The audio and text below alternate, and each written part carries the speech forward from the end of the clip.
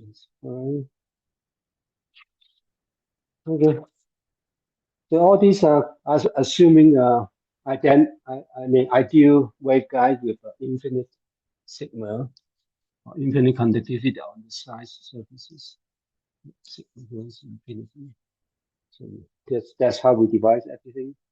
And now we consider the case with a finite but large sigma, then the wave will, when it propagate, will slowly decay the wave. So, and in when sigma is large but not exactly infinity, you can still use all this the field that we solved by the ideal case and use them to calculate the power that going out of the waveguide. Because in section 1, 8.1, we already have the formula.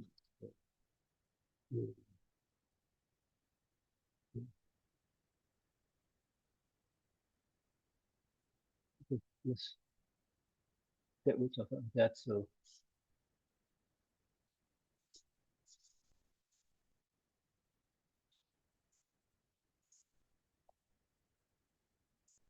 all right. So in 8.15 and then with 8.14.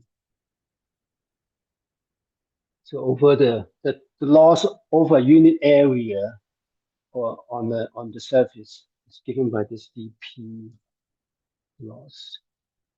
So this p is different from this p is going the wave going along the waveguide. This is the loss power, and then per unit area is whatever the size on the side surface you have this little area. This dA is given by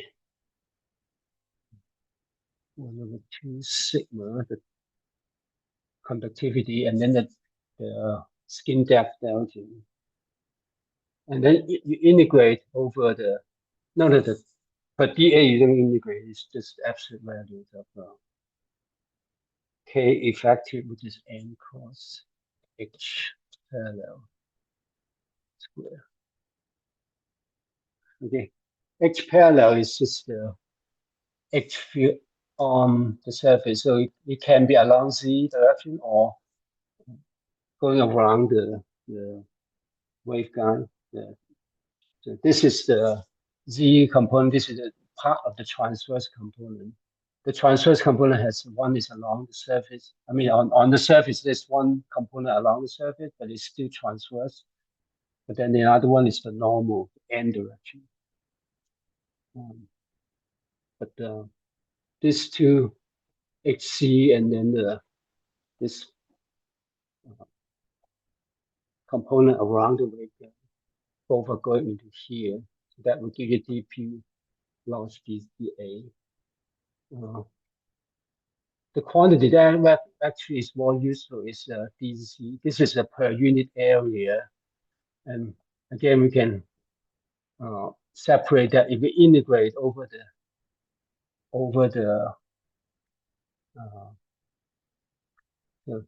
area is this dz and then multiply by integrate over the circumference of the waveguide. We can integrate that and that becomes dp dc instead of dA. So this is dp loss. dc is integrate around the cross section of the waveguide.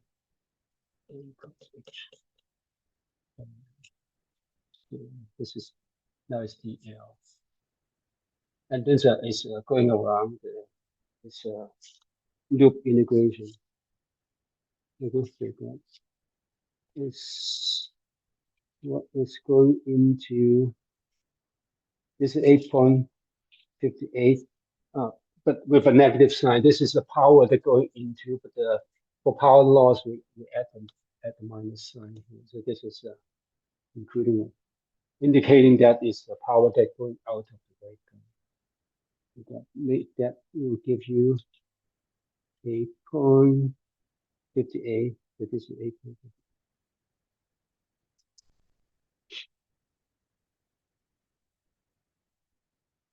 All right.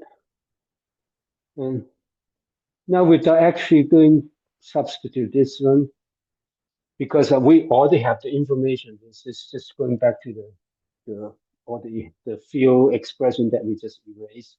But you evaluate at the on the surface on the boundary, and obviously that will separate TEK, TM mode, or TE mode, and they have different expression for H on the surface. But at least those you have those information. If you substitute that into here, into this expression, you get 8.59, which is just direct substitution of the expression that we have for the H field on the surface. But assuming you have that, the final concept is that you can now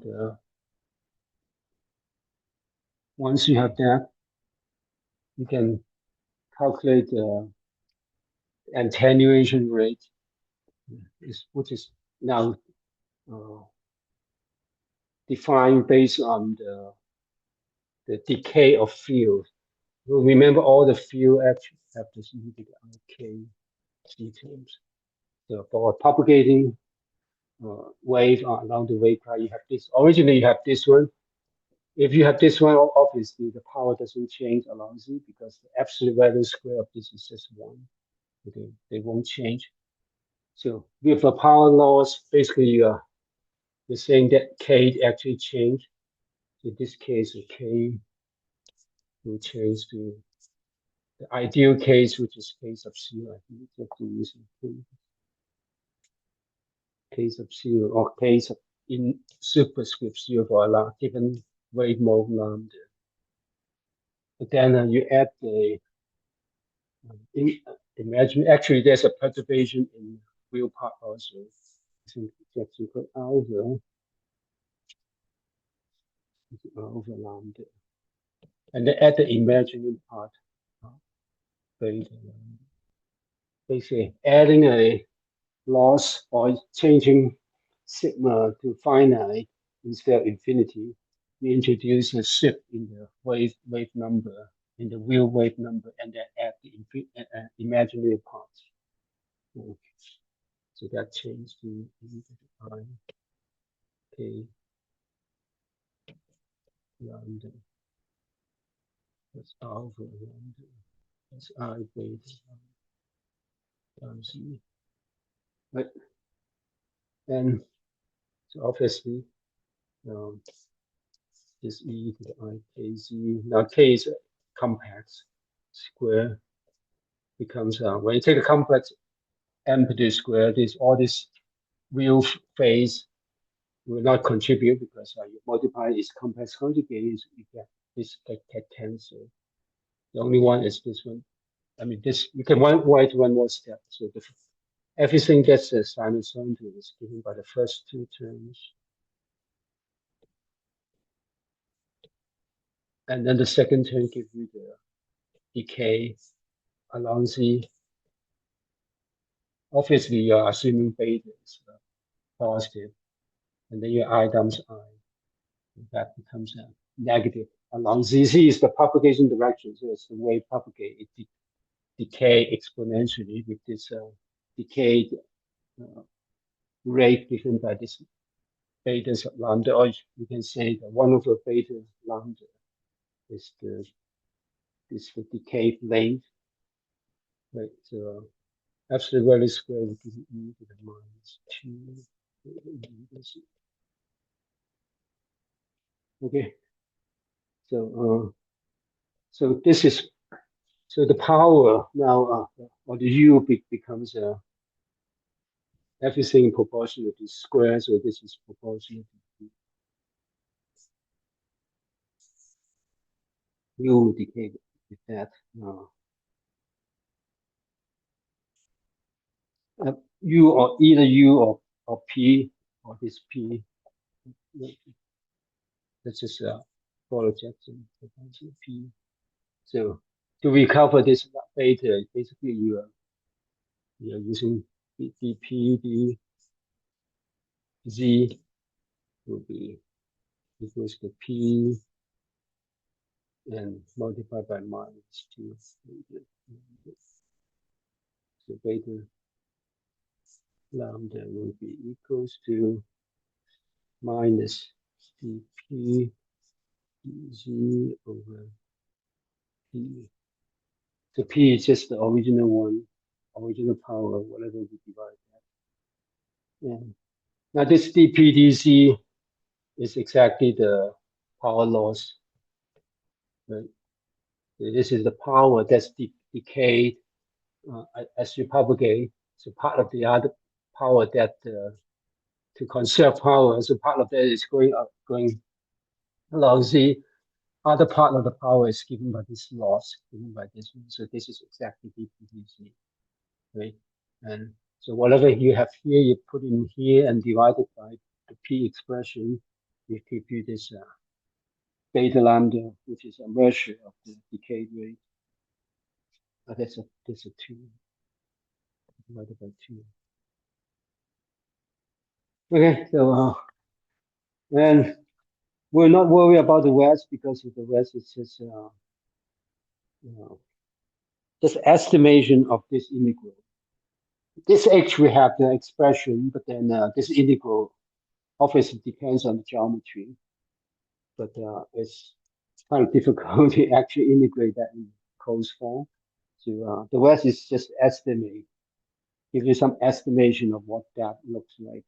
And that we don't actually need that for us. I mean, too much detail for us. Okay, so we'll just stop here. 8.6 is another way to calculate this beta, and as well as this lambda. It's slightly more advanced method to calculate that. It's basically perturb the boundary condition. So we actually won't do that. Okay, so now to calculate this integral, n cos h, and n is the normal direction of the waveguide surface, the side surface. Okay, so so we need to find expression for n cos h, and then integrate around the cross section. And of course, the full expression will depends on the geometry, depends on what this cross section looks like a rectangle or a circle or whatever. So, but the general expression can be, we can just use the general expression for the waveguide field for the two mode. Okay, and write down an integral. That integral will, I mean, for specific geometry like a rectangular waveguide, those integrations should be straightforward to do. For arbitrary cross section, this might be more difficult. So we won't actually evaluate the integral, but just to get the expression for this integral for the two mode. Okay, for the TM mode, we need the H field. So H field is totally transverse. And we go back to the formula and the relation between H and EZ. Okay, so you have this K0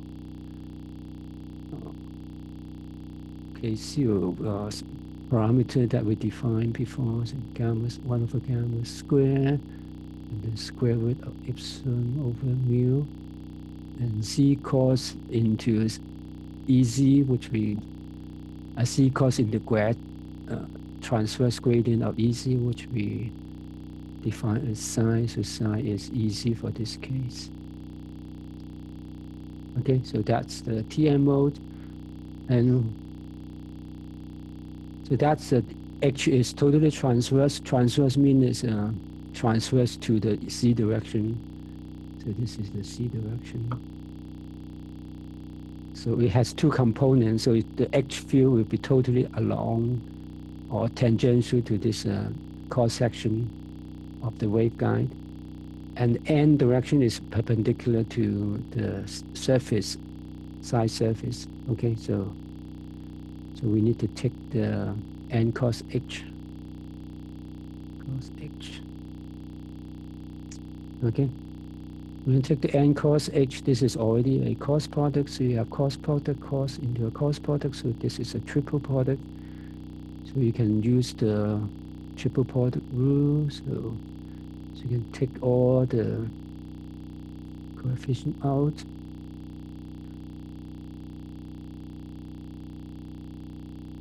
So now your n cos into z cos into grad t side, so you have two terms. One, the first term is along the z direction, and n dot into this one, n dot in the grad t side. Okay, so that will give you what we can introduce a simple partial n, because t is this t is just the transverse direction. So if this is z direction, the t can have x and y component, and n is normal to the surface, which also can have x and y component, but this dot in that into grad t will not be zero, but so we call it partial n, which is the direction just integrate take the derivative along the normal direction. So that beside the n and that in the z direction. Okay, and now the next term is in the grad t side direction, and then n dot in the z, but n dot in the z is zero because z is normal to the, it's perpendicular to the normal direction of the side surface. So that is zero. So this is the total expression. Okay, so that is n cos h, and so the n cos h magnitude square would be straightforward. Okay, so everything is just take the square of all the factors. So you have k0 square. K0 square is omega squared times mu epsilon, and then you have gamma square, actually gamma 4, and then multiplied by epsilon divided by mu, and then you have the absolute value square of partial psi, partial n. Psi can be complex, so you pick the complex magnitude square. Okay, so so you can also define the using the cutoff frequency, because you can define the cutoff frequency using this gamma factor, and get that expression. So that finally is not very important, just to write it in another notation, so that you go back to the definition of the cutoff frequency. You can get this is just omega lambda 4, and then multiplied by epsilon square mu square, and you have other epsilon and mu also. And so finally, you cancel a bunch of this epsilon or mu, cancel all the epsilon, and what you left is 1 over mu square. Okay, so what is left is omega over omega lambda square 1 over mu square or omega lambda square, and this factor partial psi partial n square. That's absolute value. All right, but that's actually not important. So we can substitute this into here, and then that will be allow us to calculate dPdZ. So for the TMO is pretty straightforward.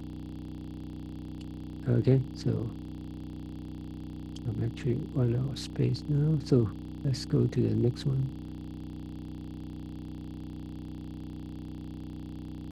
Okay, for the TE mode, it's slightly more complicated because now the electric field is transverse, the magnetic field is not.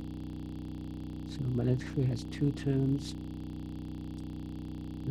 Go back to the formula. Depends on the direction of propagation. You have plus or minus something.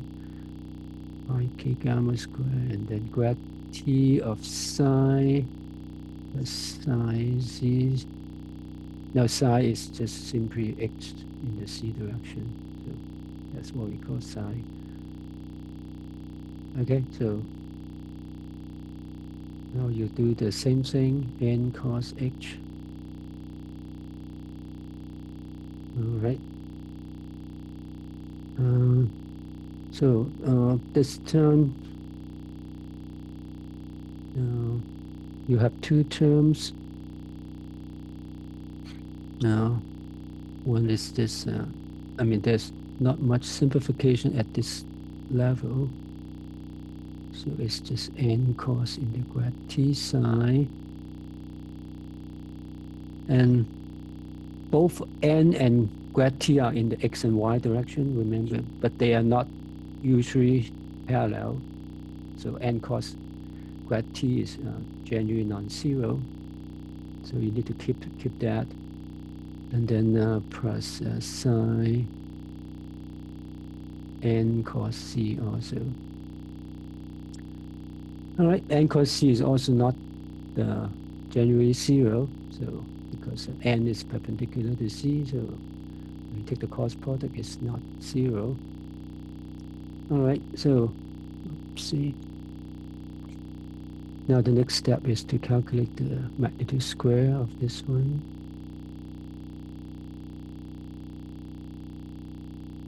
Okay, so the magnitude square of this one is actually you have two terms, right? So you have this dot into the cell and this dot into the cell, and then a cross product, and this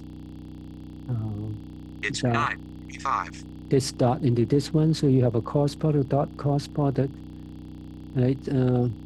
It's not too apparent that these two are perpendicular, but you can look up the formula for I mean, you can go back to Jackson, the beginning there. There's a formula for a cross product dot into a cross product. I mean, at the beginning. So let's just say. So A cos B dot C cos D. Wait, I can copy that for you. So you have the formula A cos B dot into C cos D is equals to A dot C multiplied by B dot D minus A dot D B dot C. So that is why it is when you take the cross product, this one, this with itself, so you have this constant, this dot into that. So A is n and C is also n.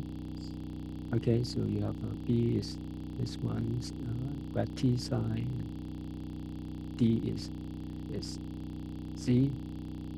So A dot Z is n dot n, so this is okay, this is 1. Okay, B dot D is this one dot into Z. The grad T is in the perpendicular or transverse directions, dot into C is 0, so you don't have this term, right? now you have the next term is A dot D, A is N, and D is Z. So N dot Z is again 0.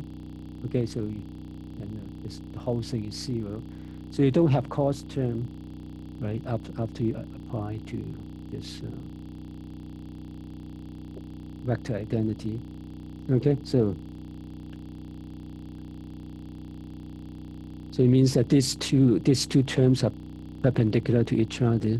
So when you take the square of this magnitude square, you only keep the separate term. So this first term square of the first term plus the square of the second term. Okay, so that will make it simpler. So you have the first term is k squared divided by gamma 4. Just keep everything n cos squared t sine magnitude square, and the second term square is just simply psi squared. Okay, so and again you can substitute the expression of the cutoff frequency into this gamma, the expression, and finally come up with and use the dispersion relation for k. So finally you can write down something that is similar to what we got for the Tm mode. So you have two terms. This is similar, but they're not exactly the same because you have this extra factor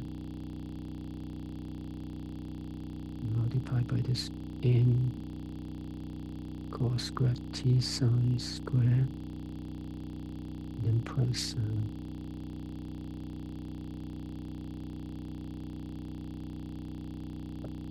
okay, so that's the expression for the TE mode. So it's more complicated for this n cos h square. That will go into the integram of the path integral. Okay, so all right, and when you put these in the path integral, so those are not exactly the same. So this is integrate over psi square. This is integrate over n cos squared t psi square. The rest is are just coefficients, so those that can come out of the integration. And the previous one for the TMO, let's go back one page.